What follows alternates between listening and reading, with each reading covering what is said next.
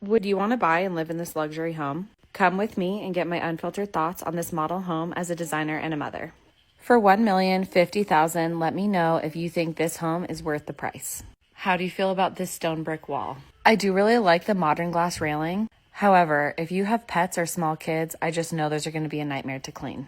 I also love how wide the base of the staircase is, and I do like that the basement is tucked away from any high traffic areas. I will be going down to the basement a little later.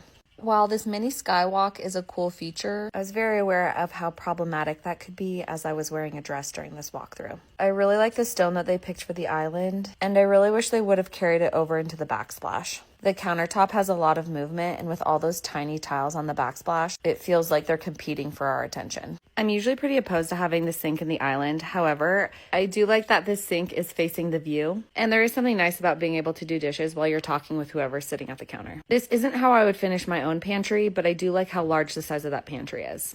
I also love that this kitchen is primarily drawers. I'm not a huge fan of that open shelving in front of the windows, but it could be fun to put plants up there. I want to hear what your thoughts are on the furniture choices and the light fixtures. Do you love them or do you hate them?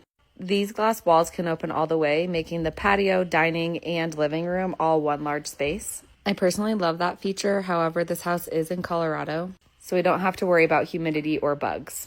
In an open concept, beams are a good way to differentiate between spaces and add some more visual interest when there's not a lot of wall space for art. I like how this office is set up if you have school-age kids. If that's not exactly how you're using this space, I'm not sure how functional it would be. What would you use that office for? I'm not sure why I didn't open the closet for that mudroom, but I do wish that space would have been a little more functional. Also, if you're going to categorize yourself as a luxury home, I don't want to see a pedestal sink. We've already explored the whole first floor. Let me know your thoughts so far. Are you in awe of this house? Is this a home you'd want to live in? Or if you're going to be spending over $1 million, do you need to be wooed a little more? Let me know what you loved, what you could do without, and I will see you tomorrow with the upstairs and basement.